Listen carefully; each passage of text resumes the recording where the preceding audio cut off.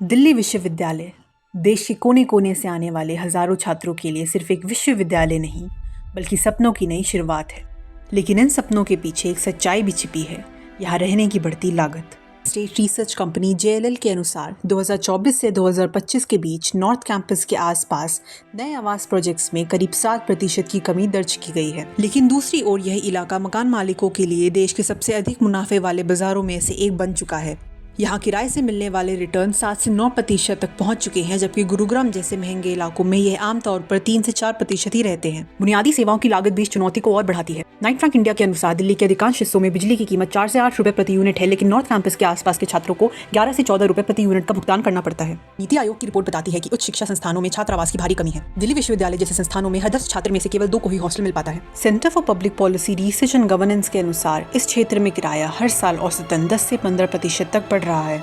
और observer research foundation की report बताती है कि नॉर्थ कैंपस के आसपास किराए की बढ़ोतरी दिल्ली के बाकी हिस्सों की तुलना में 4 से 5% अधिक तेज है। शैक्षणिक शोध भी इसी वास्तविकता की पुष्टि करता है। Indian journal of applied research में प्रकाशित भूगोलविद सुमन दास के अध्ययन में नॉर्थ कैंपस के आसपास रहने वाले 110 छात्रों का सर्वे किया गया। इस शोध में पाया गया कि कमला नगर, विजयनगर, जवाहर नगर जैसे इलाकों में छात्रों को अक्सर ऊंचा किराया, छोटे कमरे और बढ़ते खर्चे जैसे समस्याओं का सामना करना पड़ता है। आंकड़े अपनी जगह बहुत कुछ बताते हैं, लेकिन किसी शहर की असली कहानी उन्हीं लोगों की आवाज में सुनाई देती है जो हर दिन उसे जीते हैं। दिल्ली विश्वविद्यालय के आसपास रहने वाले कुछ छात्रों से हमने बात की ताकि समझ सके उनकी नज़र में यह अनुभव कैसा है। लेकिन सबसे पहले हमने उनसे एक सरल लेकिन महत्वपूर्ण सवाल पूछा, आखिर ऐसा क्या है जो देश भर के छात्रों को दिल्ली विश्वविद्यालय की ओर खींचता है? क्या यह केवल इसकी प्रतिष्ठा है या फिर यहाँ मिलने वाले अवसर जो हर साल हजारों युवाओं को अपने शहर छोड़कर यहाँ आने के लिए प्रेरित करते हैं? So the major reason why I chose to come to Delhi University was, for the network, for the exposure that I will get.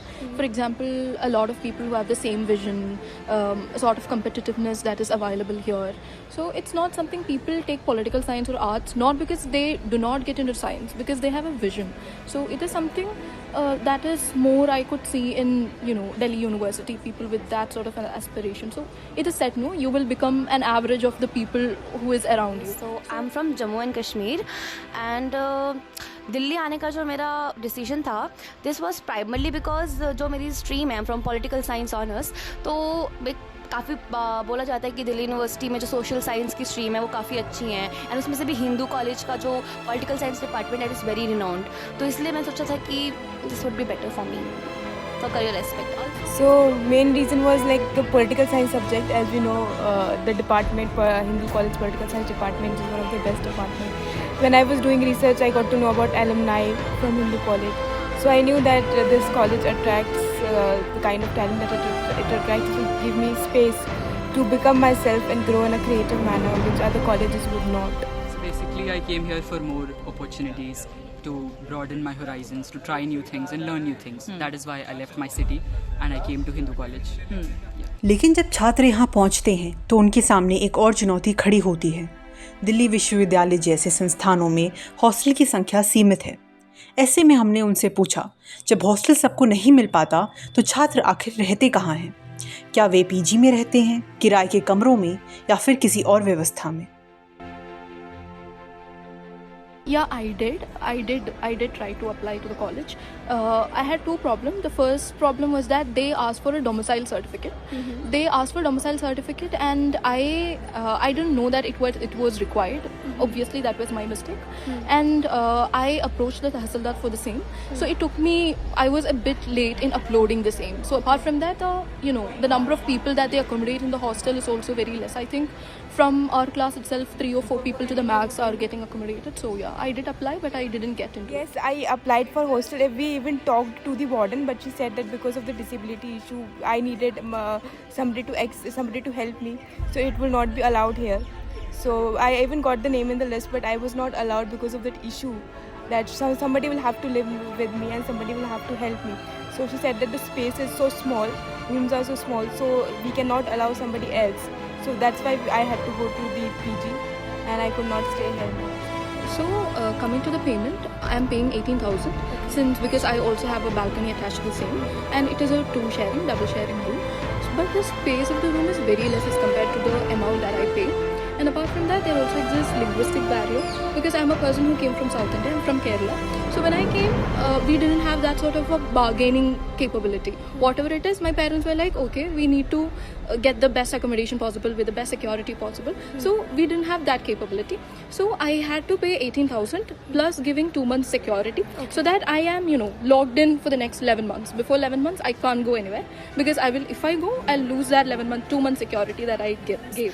तो लास्ट में इंसान जो मात खा जाता है वो है at cost, at affordability, right. So Malkaganj Chowk and सारा मलकागंज का area provides at affordable options, ठीक है. तो इसलिए बच्चे मोस्टली ये चूज़ करते हैं. जब मैंने ये चूज़ किया था ये पीजी, तो इससे पहले मैंने एक पीजी देखा था जिसका इंफ्रास्ट्रक्चर मुझे ज़्यादा कुछ खास पसंद नहीं आया था. मतलब वहाँ पे लाइटिंग्स उतनी अच्छी नहीं थी. तो जिस पीजी में मैं अभी रह रही हूँ, मतलब ये जो मैं बता रही हूँ, मैं काफ़ी रिलेटिव सेंस में बता रही हूँ, बाकी जो मैंने अपने दोस्तों का भी देखा वो सबका, तो उससे मुझे काफ़ी बेटर लगा था उस टाइम पे. Like you can see the wooden plies and everything, या अराउंड लाइटिंग वगैरह भी है ठीक ठाक, तो वो चीज़ थी. प्लस इससे पहले साइड वाला कमरा था वो उससे और ज़्यादा छोटा है, तो वो तो बिल्कुल ना कोई विंडो ना नथिंग. मतलब वहाँ के जो लोग हैं ना वो दरवाज़ा खोल कर ही रखते हैं 24 घंटे, सोते भी वैसे, बिकॉज वरना वो घुटन से मर जाएंगे. तो इसलिए मैंने बालकनी वाला रूम चूज़ किया था यहाँ पे. So I have a good spacious balcony यहाँ पे, मतलब ठीक है इस कॉस्ट में. लेकिन छात्र जीवन केवल कमरे तक सीमित नहीं होता. किराया, खाना, साफ सफाई और लगातार बढ़ता हुआ मानसिक दबाव, ये सभी चीज़ें मिलकर तय करती हैं कि किसी छात्र का रोज़मर्रा का जीवन कैसा होगा. इसीलिए हमने उनसे जानना चाहा, क्या बढ़ता किराया, खाने की गुणवत्ता, रहने की स्थिति और मानसिक स्वास्थ्य छात्र जीवन को प्रभावित करते हैं. Main issue is with food, Right. because the food quality is not as per the price.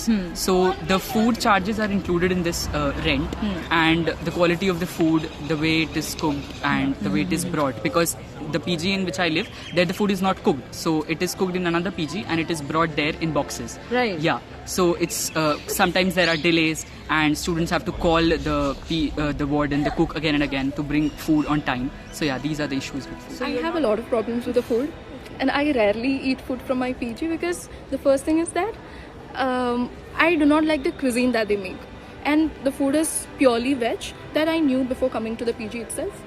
So the second problem is like it's monotonous.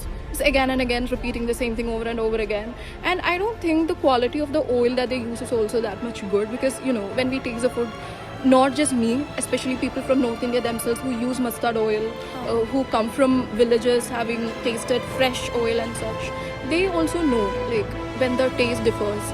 So I don't think the quality is that good. Quality is also below average, I think. So ये aspect जो है ना mental health का, ये काफ़ी ज़्यादा unnoticed चला जाता है. तो जब बात करते हैं कि जब आप बहुत दूर से आते हैं, काफ़ी बच्चे बहुत बहुत दूर जगहों से आते हैं, तो जब वो यहाँ पे आते हैं स्पेशली, मतलब कुछ कोई दोस्ती बन जाती है पीजी में, कुछ की नहीं बनती है, and it's like navigating college life is थोड़ा सा हार्ड. मतलब वो ट्रांजिशन स्कूल टू कॉलेज वाला, तो उसके बीच में काफ़ी बार वी फील लॉस्ट. सबसे बुरी बात है कि लोनली फील करो तो तुम दरवाज़ा भी नहीं खोल सकते हो, then the Delhi smog and वो सब अंदर आ जाता है. तो हाँ, coming from a place Jammu, मतलब जहाँ पे ऐसे हरे भरे खेत and it's very airy, it's very fresh, तो थोड़ा सा तो यहाँ पे प्रॉब्लम होती है, ये चीज़ है. So unless you have like friends here, friends like जिनको आप सेकंड होम कह सकते हो, जैसे कि मैंने अभी रिसेंटली मुझे मिले हैं ऐसे दोस्त, तो मैं उठ के उनके फ्लैट पर चली जाती हूँ, मैं उनके साथ रहती हूँ जब भी मुझे अच्छा लगता है, बुरा लगता है, जो भी है. तो देर लाइक सेकंड फैमिली. तो unless you have that, you really feel lost sometimes. So basically, in this charge, there should be 4 meals should be provided, but in my PG that's not the case. So they provide only 3-time meals, and as you see, lunch always is skipped because we are in college. So for lunch we have to depend on canteen, right? Yeah.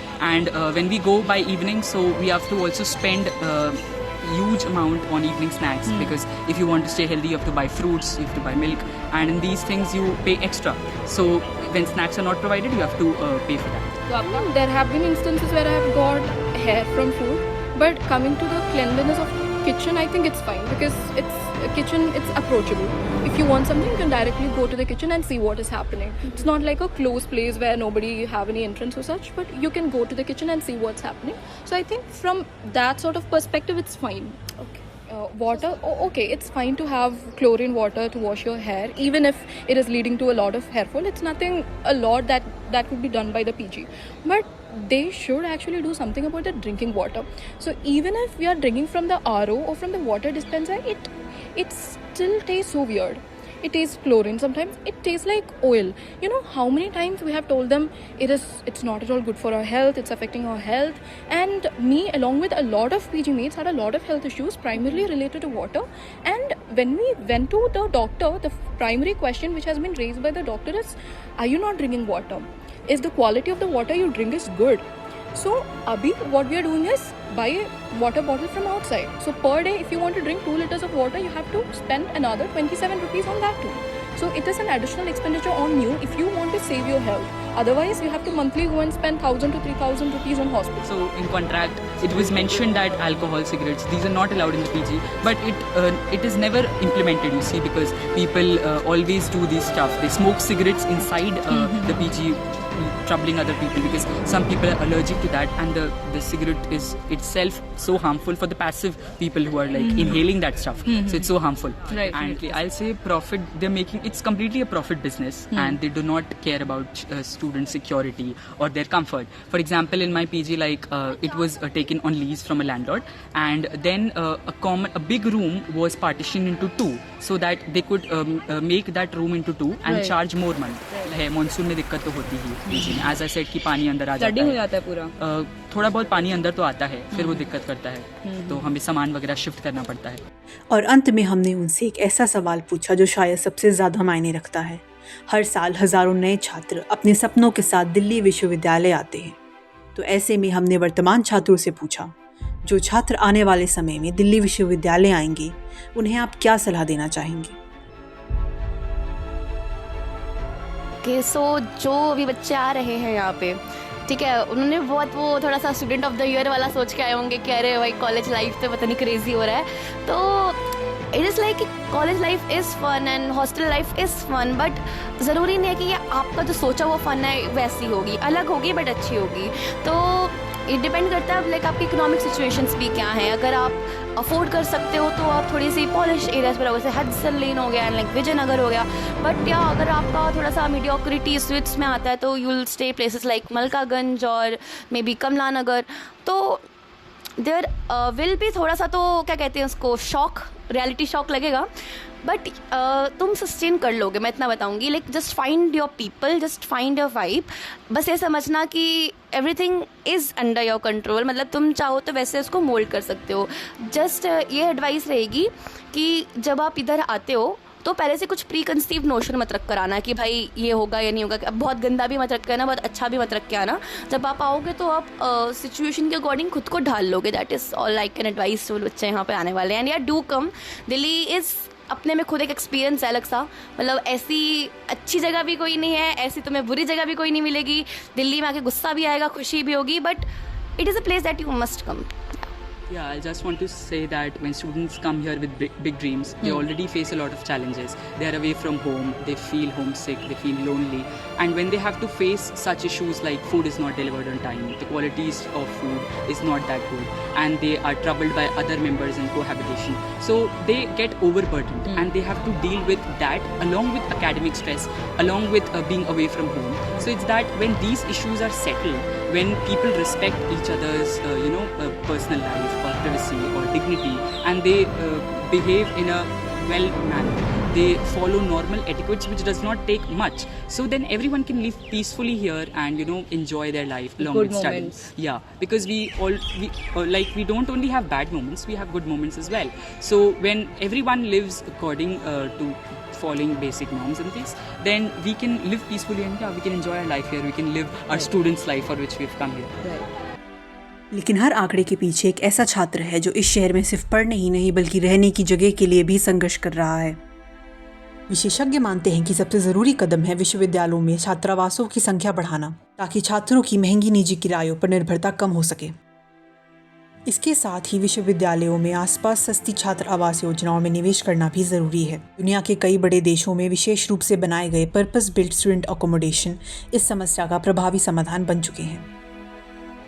सरकार और निजी क्षेत्र के बीच public private partnership भी छात्र आवास विकसित करने का एक महत्वपूर्ण रास्ता बन सकता है। इसके साथ ही किराएदारों के लिए पारदर्शी और न्यायपूर्ण समझौते सुनिश्चित करना भी आवश्यक है। इसी उद्देश्य के साथ भारत सरकार ने मॉडल टेनेसी एक्ट 2021 लागू किया ताकि मकान मालिक और किराएदारों के बीच स्पष्ट नियम बने और मनमानी किराया वृद्धि को रोका जा सके। विशेषज्ञ यह मानते हैं कि छात्र कल्याण नीतियां और जीवन यापन की लागत कम करने वाली योजनाएं छात्रों का जीवन अधिक संतुलित बना सकती हैं। शोध बताता है कि ऊंचा किराया और सीमित आवास सीधे तौर पर छात्र की जीवन गुणवत्ता और मानसिक स्वास्थ्य को प्रभावित करते हैं, क्योंकि शिक्षा केवल किताबों और कक्षाओं तक सीमित नहीं होती। यह उस वातावरण में भी बनती है जहां एक छात्र जीता है, सीखता है और अपने सपनों को आकार देता है। और शायद इसी वजह से हमें याद रखना चाहिए, शिक्षा हर छात्र के लिए एक अवसर होनी चाहिए, ना कि उसके रहने की बढ़ती लागत की वजह से एक मुश्किल।